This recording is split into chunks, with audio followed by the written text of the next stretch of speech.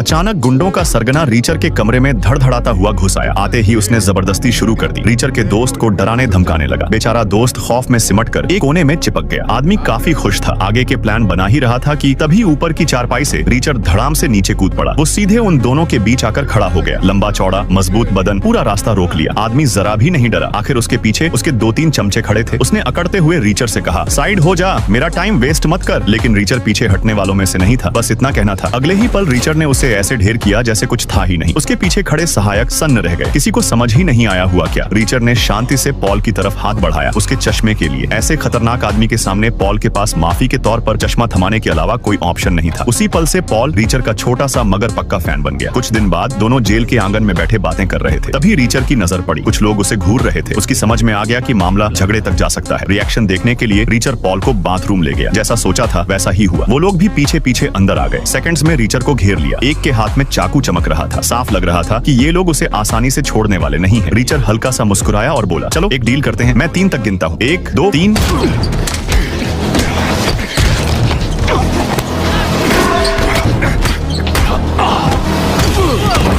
कुछ ही देर में अलार्म बजने लगे, लेकिन तब तक रीचर उन सबको जमीन पर सुला चुका था। जब जेल गार्ड पहुंचा तो हैरान रह गया। रीचर को हाई सिक्योरिटी सेल में बंद कर दिया गया था, जबकि उसे और उसके साथियों को आम कैदियों के साथ होना चाहिए था। दूसरे कैदियों के लिए ये एक मौका था, लेकिन रीचर के लिए ये लड़ाई उसके दिल का बोझ हल्का कर गई। कई दिनों की झुंझलाहट उतर गई और वो चैन से सो गया। कुछ वक्त बाद एक महिला अफसर ने रीचर की असली पहचान खोली। Reacher west point military academy का ग्रेजुएट, डिफेंस डिपार्टमेंट में सर्विस, ढेर सारे मेडल। एक मिशन में उसने अकेले आग में घुसकर अपने 12 साथियों की जान बचाई थी। गवाहों ने बताया कि उसने 6 बार अंदर बाहर चक्कर लगाए, हर बार किसी को कंधे पर उठाकर। फिर भी कुछ लोग यकीन करने को तैयार नहीं थे। जेल में रीचर की नींद खुली तो देखा दरवाजे के बाहर खाना रखा है। वो आराम से खाने लगा। पॉल का हाल बुरा था। डर के मारे एक कौर भी नहीं निगल पा रहा था। उसे लग रहा था जेल से बाहर निकला तो कोई न कोई उसे मार डालेगा। रीचर ने उसे तसल्ली दी, जब तक मैं यहाँ हूँ कुछ नहीं होगा। असल में रीचर को खुद यहाँ से निकल जाना चाहिए था, क्योंकि जो लोग बाथरूम में उसके पीछे आए थे उनकी निगाहें अब भी उसी पर थी। जैसे ही रिहाई का वक्त आया, रीचर की मुलाकात एक अनजान महिला से हुई। वो महिला अफसर थी। उसने रीचर को पुलिस कार में बैठाया और बस की निगरानी फुटेज दिखाई। घटना के वक्त रीचर बस में था। इस बार सब साफ हो गया। आखिरकार रीचर को हर इल्जाम से बरी कर दिया गया।